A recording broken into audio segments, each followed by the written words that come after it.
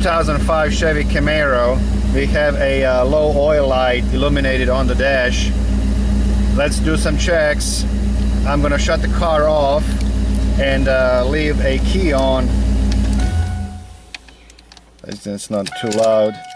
All of the checks we have to do is with the key on, due to fact this is a oil level light, meaning that on the right side of the oil pan we have a it's a switch basically, and it has two wires. We got a black and brown wire. Black wire is a ground, the brown wire is a signal wire. It's coming from the power control module, and when the oil level reaches normal level, the switch is going to close and it's going to pull the voltage down, meaning the 0 volt is a good level, and I think it's like 10 or 12 volts is a low level. Now we can see the this light is illuminated all the time. So let's get under the car, do some checks, and 9 out of 10 times we have a better switch. Unfortunately, this is not the case on this car. Here is a oil switch. As you can see, I have a little bit of a leak because I had to turn this little bit to get to the connector. It was light on the top, I couldn't get to it. So anyhow, we have two wires. One is brown, one is black. It's sort of hard to see which one is what, but first we're going to take the test light, connect to the battery positive, and check for the ground. Now if this switch is closed, meaning if the level is okay, we're going to have a ground on both wires, because the ground's going to go through the switch back into the signal wire. Got my extension connected to the battery. You can see my test light is connected to battery positive. There's the pin. I'm gonna touch first wire.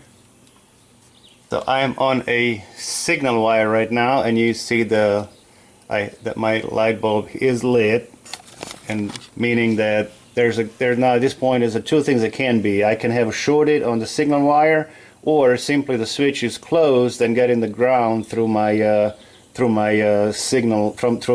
switch ground. Let's check the other one. Okay, now on the ground wire, and you can see, of course, my test light is lit. Now, this is a normal operation. This is the way it should be. If the switch is closed, it will get the ground through the switch back onto the signal wire, and it will ground that voltage. Now next thing we have to do, we have to unplug this sensor and then check the voltage on a signal wire to see if we have a voltage. If we have a 0 volt, then we might have open or short the ground on the signal wire. I'm just gonna touch the this should be my ground. Let's see, maybe it's this one here. Okay, here's the ground. Okay. And here's the other wire. This is a signal wire. See, the test light is not lit, meaning I do not have short to ground. Let's check the voltage on this wire now. I should have some kind of voltage on this signal wire. Here's my multimeter. Gonna get the my test lead. I'm just touching that female connector on the signal wire, and we have 100 millivolts. We should have some kind of voltage there, but we don't. And this is of course my ground, and it's going to be 0 volts anyway. The next step is going to be to get to a computer, find the pin for this wire, for the signal wire, and see what kind of reading we have at the computer. If you read a voltage at the computer, then we have an open between the computer and the connector. Now when I touch the signal wire with my test light connected to battery positive, it did not light up with the connector unplugged, meaning that I do not have short to ground. The only possible thing is that we have an open somewhere or bad power control. Here's the wiring diagram, and oil level switch is on pin 70 right there, and it's a brown wire. Let's go to a page number 3, and we're going to find the switch on that page.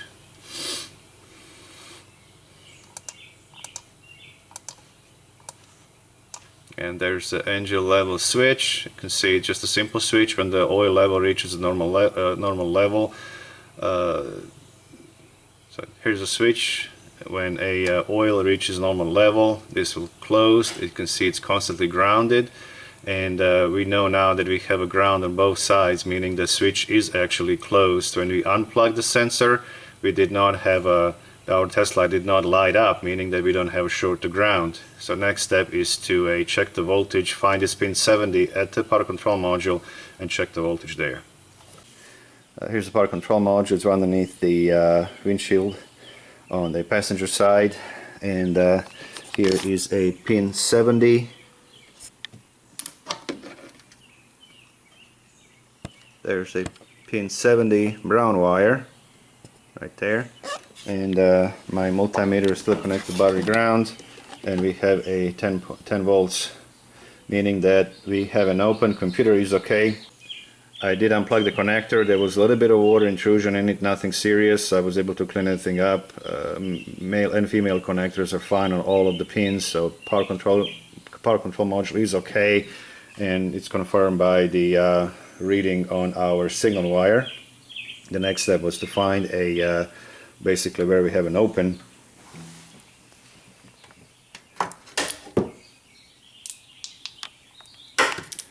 And when we follow this harness here, we're gonna get to this harness, and you can see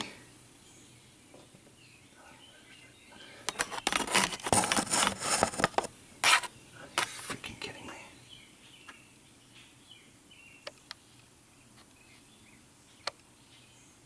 So right there, harness is going down. The problem with this car is that exhaust manifold are aftermarket. They're way too close to this harness, and it pretty much melted the wire, and my brown wire is actually right there.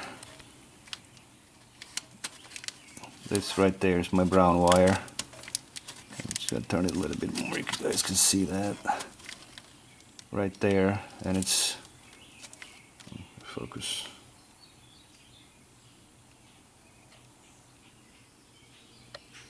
Sorry, camera will not focus it, but that's the problem there.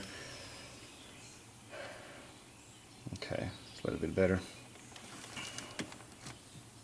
So right there, it's my brown wire, and to get this fixed, I'll have to unplug everything underneath the engine to pull the harness up in order to repair this harness. Owner doesn't want to do that.